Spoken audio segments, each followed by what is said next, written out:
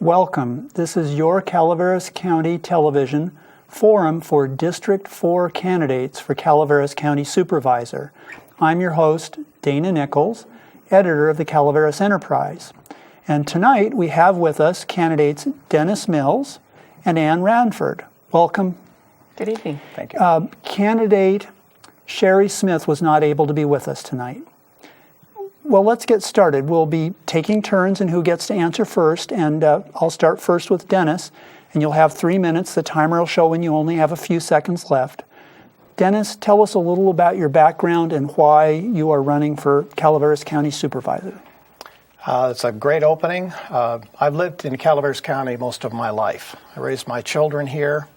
Been involved in the political forum in the county going back to fill the dam back in 1980 and PG&E and the rate hikes of 81. Just retired from a very successful corporate career in 2012.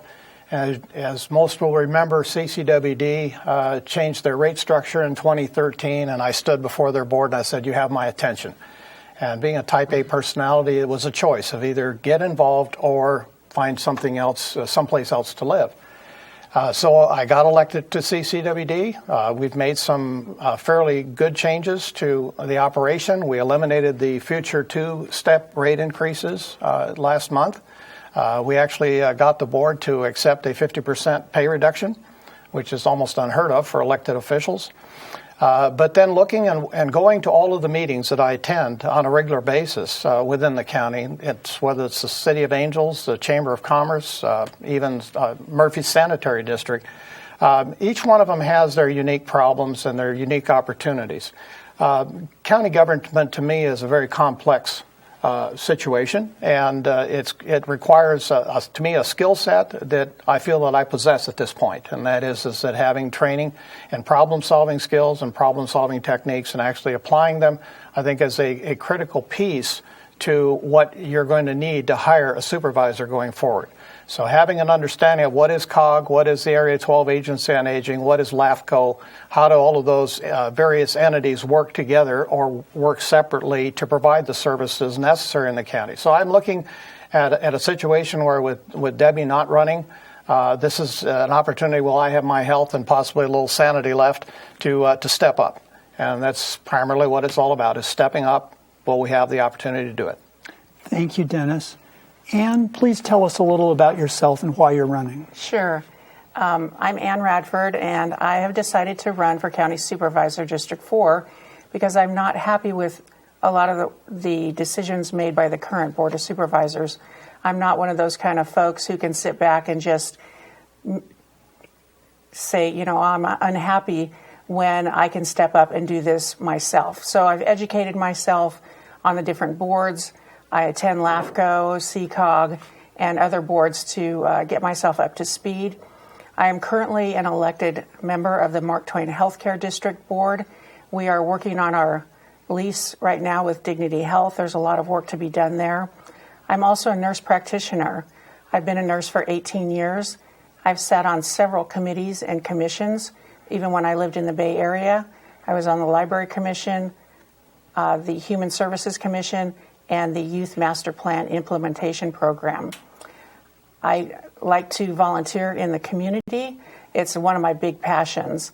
So I'm a well-rounded candidate. I have a lot of experience to bring to the table, and I would like your vote for my opportunity to serve you.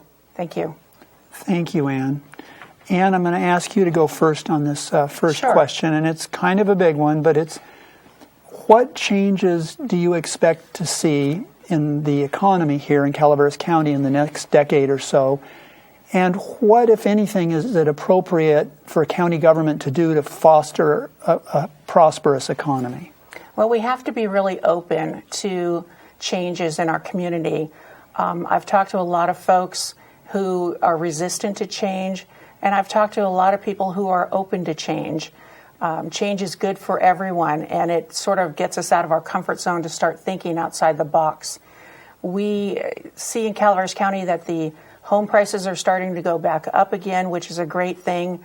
We want to bring in more families, kids.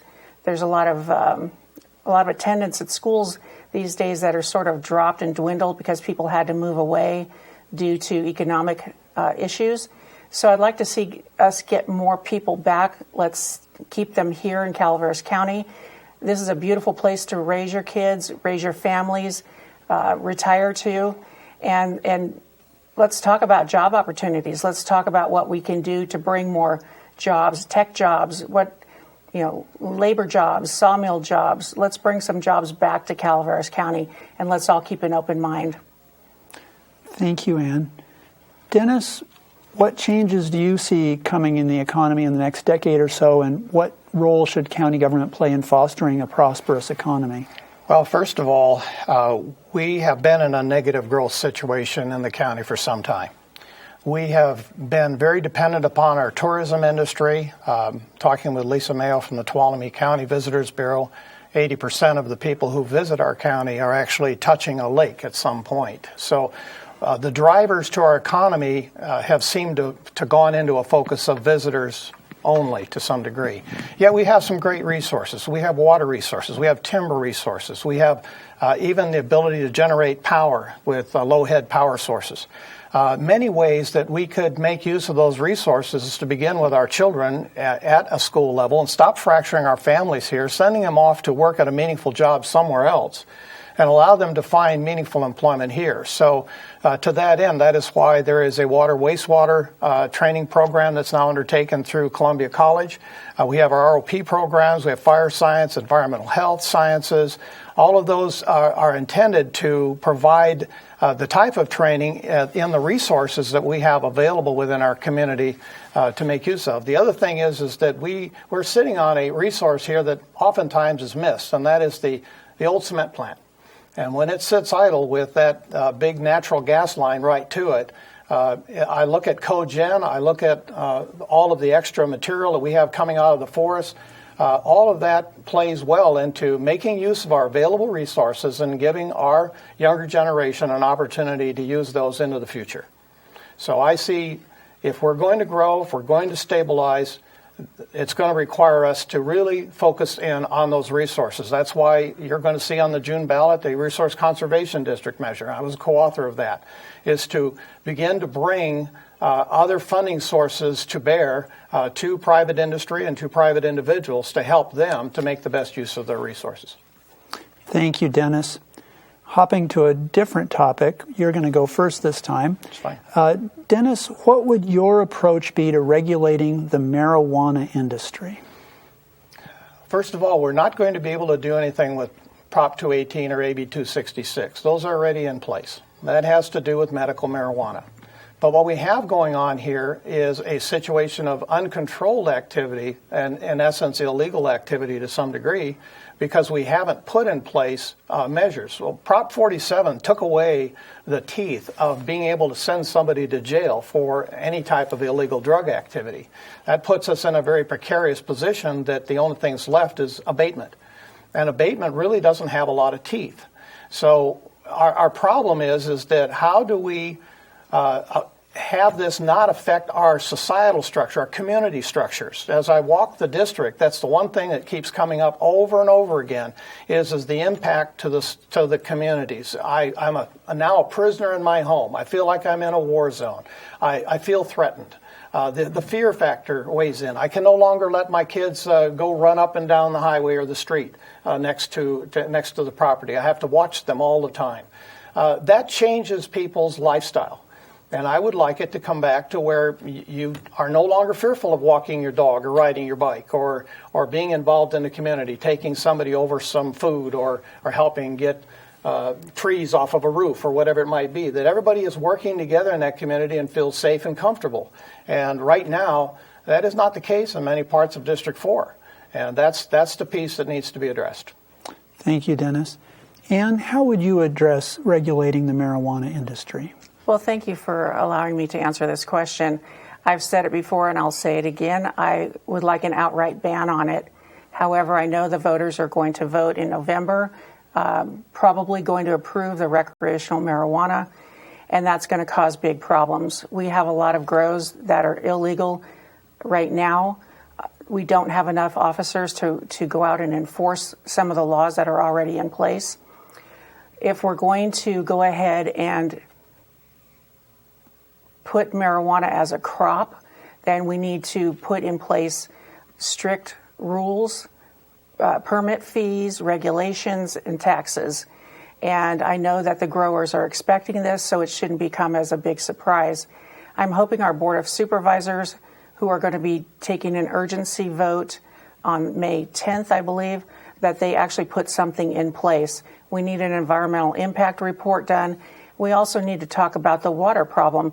If marijuana growers are putting their marijuana waste into our water systems, that's another set of problems that we need to address. So I would say let's ban it, but if not, we need to regulate it, tax it, and make some money off of it. I'd like to see that pool of money go into law enforcement and hiring more deputies so that they can be out on patrol. And I understand the issue that the consumers or the citizens are having with being afraid. They have also told me that they're afraid. If they drive to an end of a dirt road and people come out with AK-47s, they feel very scared. And this is an issue that we need to all discuss as a community also. Thank you. Thank you, Ann. So this one is going to go to you first. Were you evacuated during the Butte fire? And what have you learned from the Butte fire? And also, what, if anything, should county government do to reduce the magnitude of future disasters? So I know it's 3 questions, but first, were you evacuated? I was not evacuated. I was put on alert to possibly be evacuated, but I was never evacuated. And I'm sorry, the second question?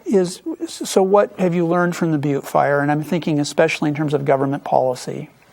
Yeah, the Butte fire, the first thing I think of when you say that is the county really came together. The people of this community really came together and did an excellent job taking care of each other. I think the county's slow on response. They typically are. I happened to go to Alexandria, Louisiana during the Katrina disaster, and I was there for 2 weeks, and I saw poor government in place there too. So it's tough to get things done, and you've got to have prior planning, meaning everything, prior planning with what we're going to do with the evacuees, where are they going to go. Things came together after a while, but it was really slow in the beginning. Emergencies have to be dealt with now, not in a week from now. I worked in law enforcement for 15 years. Making decisions that need to be done quickly is another aspect I can bring to the supervisor position. Thank you, Ann. Dennis, were you evacuated during the fire, and what did you learn? No, I was not, but I have to go back to the second worst fire that we've had in recent memory, which would be the 1992 Gulch Fire, Old Gulch Fire. And I was a member of Calaveras County Fire at the time, and my strike team was initial attack on that fire. And at that time, Clay Hawkins was in charge of our OES, our emergency services. I'm also trained OES, by OES for the same purpose. Understanding how we handled that fire versus how we handled this one is 2 different animals. And why I say that is that our Board of Supervisors still has a county to run. We still have our business to take care of. In big business, this is the kind of thing that you would have turned over to a project manager with a timeline, a set of goals and objectives and checkbacks to take care of it, and put somebody in that position that is able to communicate on the levels that are needing to be done at the time that they need to be done. And then you're not doing emergency meetings, you're not gathering people up, and you're not micromanaging. And that's what I saw happen here. Is that we were trying to control too much ourselves rather than turn it over to professionals to handle it for us. Now, how can we prevent this in the future? That's where the fuels reduction has to take place, not only for private lands, but also for public lands as well. And this overgrowth that we've allowed to occur here has gone on now for literally 40, 50, 60 years. If you look at the Middle Fork of the Stanislaus, it's a primed territory. It hasn't burned in a major fire in over 100 years. So we're not out of the woods. We're going to keep repeating this until such time as we realize that we need to take that biomass, we need to make use of it, take it out of the system and allow it, because either we're going to do it or a fire is going to do it for us, one way or the other. So we need to take that proactive step, allow it to become a resource, make use of it, generate power, generate jobs, and all save our communities. Thank you, Dennis. So you'll get the next one first. So the economic contraction of 2008, after the real estate crash, it shrank county revenue. Not that we were wealthy before, but it's been worse. And even now, revenues aren't growing fast enough to restore programs and, deal with the increase in costs. What's your approach to budgeting given these difficult realities of perhaps always having less resource than would be good to have? I know that the Board of Supervisors has very little control over the overall budget. However, operating a large business and also working with the budget at CCWD as the chair of the Finance Committee and handling the investment portfolio, there's a lot of pieces that can be put in place. And I liken it to a situation where we had to change our strategy in business after 2008. We had to change how we did business.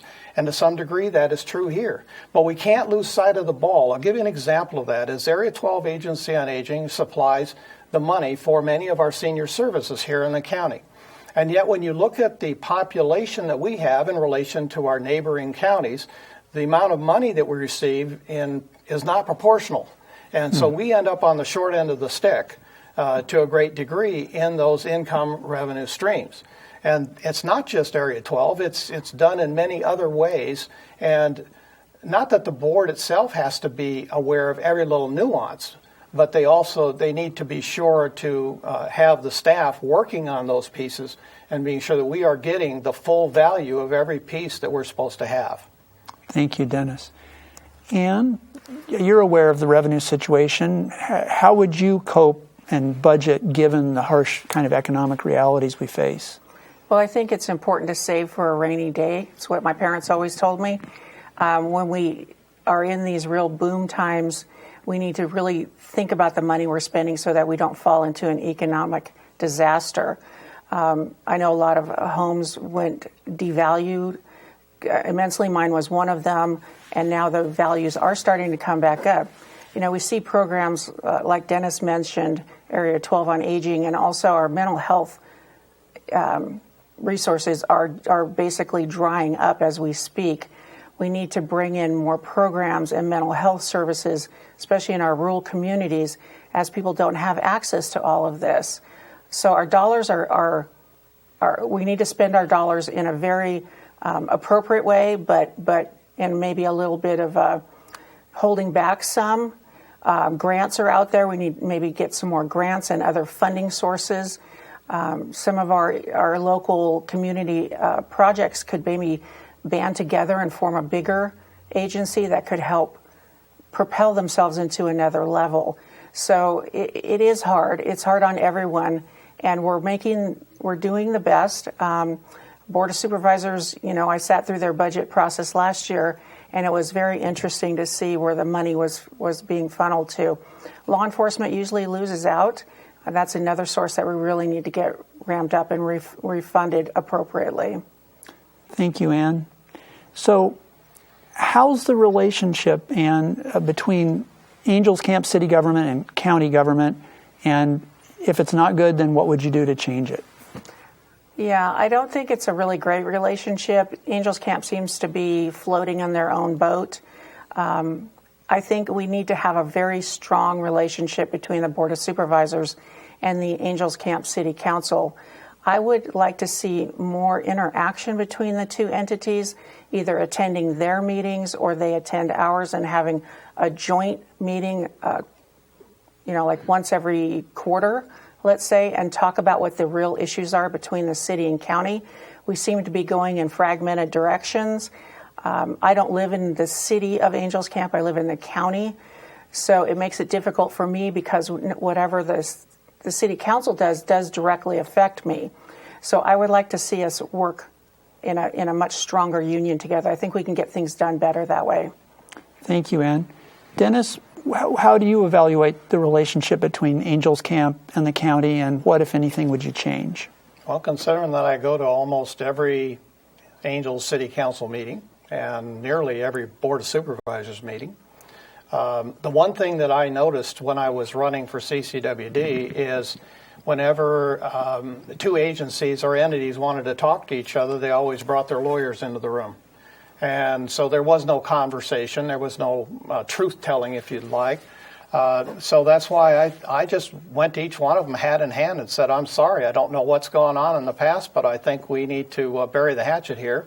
And the result was that the bringing together of the Highway 4 Working Group, which is all the water, wastewater agencies along Highway 4, including the City of Angels. It's to meet once a month and sit down and just have some open conversation about what are your expectations, what are your problems, what are your goals. And the result was is we solved a 25-year dispute with the Blue Lake Springs and CCWD with that group. The blue use water wisely signs you see scattered all over the county during the drought last year came out of that group. There is continual conversations with them, with the various agencies going back and forth, whether it be on water, on power generation, whatever it might be, to have these conversations so that we're not duplicating service. We're not going after something that someone else is already doing. So that continues today and has worked very successfully in trying to break down those barriers. Am I able to have conversations on a regular basis with members of the Angel City Council? I absolutely do. I do it right now. And so building those relationships also causes you to have trust and to have confidence that when you have hard conversations that you can still have them and walk away and know that you can still talk to each other. And that's a very critical part of not living in a bubble.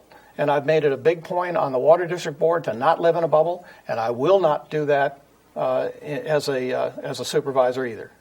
Getting out there, getting active, getting involved in the affairs of other agencies and other entities is very important. Thank you, Dennis. So Dennis, next question.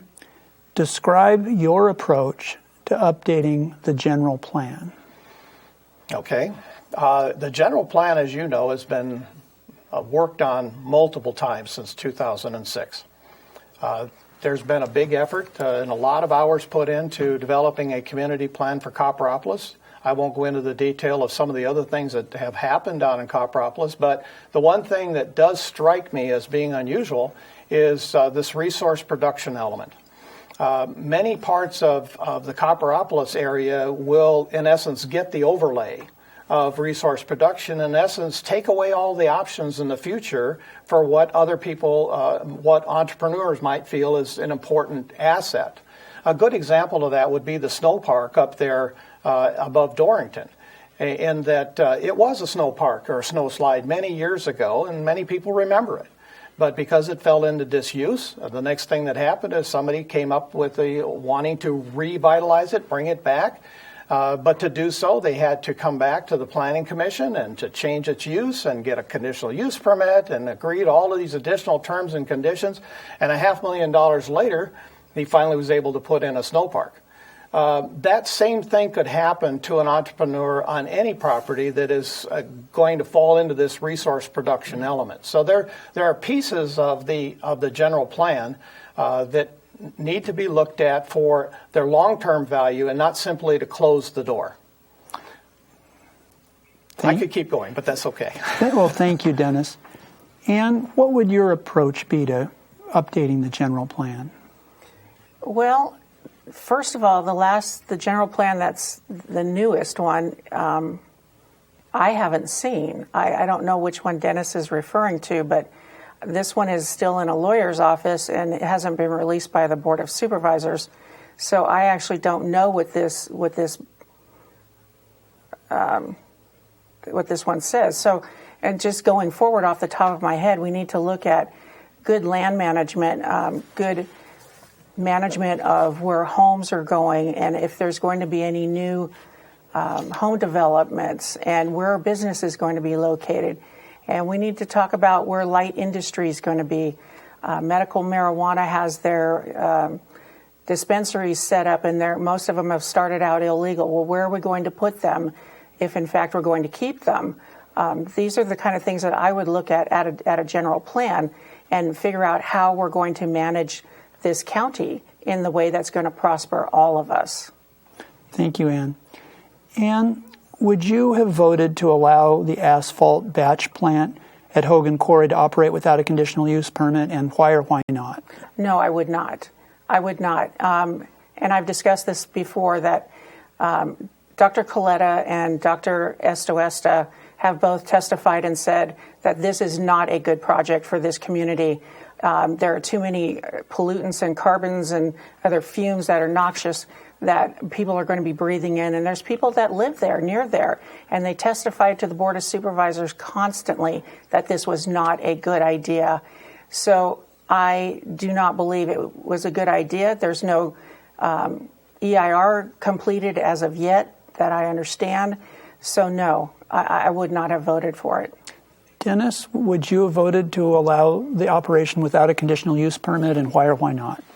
Well, the conditional use permit is simply an element of doing an EIR, in essence, to help to be sure that we have all the elements met and all of the challenges taken care of. But I go back to, this has been zoned as an M2 zone for decades and decades. And for developers to come in and to build almost right up next to it without buffers and green space and protections for existing housing was very short-sighted, not just on the part of the developers, but on the part of the county as a whole. So it's a cumulative effect of errors. Should they be allowed to have that plant there? I don't see any reason why they shouldn't. And so, yes, I would have voted to allow them to put that plant there. Thank you very much. Well, our time is almost up. We have less than 2 minutes left. So what I'd invite is, Dennis, if you would take about 30 seconds and give a closing statement, then I'll ask Ann to do the same thing. I would ask the voters to look at this as you're deciding who you're going to hire in this position. And that is that my background in problem-solving skills, CQI, TQM as a medical problem-solving skill. I worked with the Mountain Valley EMS on patient care protocols many years ago. That graduated up to Six Sigma. I'm a brown belt in that, as well as the ISO 9000 standards and being an auditor for that. I'm also a facilitator for CQI, TQM, is those problem-solving skills. No matter what the issue that comes up, we are still going to have some type of methodology to solve problems. And so the critical piece is not the issues at hand today, but whether or not that individual is going to be able to help fix tomorrow. Thank you, Dennis. Ann, closing comments? I would hope that you would vote for me. I am a very well-rounded candidate. I have a lot of experience in committees and commissions. I'm a medical professional. I have been in law enforcement. I know how to make quick decisions, hard decisions. I can deliver information on tragedies if we have another Butte fire. So my experience is there. I also was on the Emergency Medical Services Oversight Committee for 6 years. So I would appreciate your vote on June 7th. Thank you very much. Ann, thank you so much. Dennis, thank you for coming. And thank you all for joining us. This has been the Calaveras County Supervisor District 4 Forum. Good night.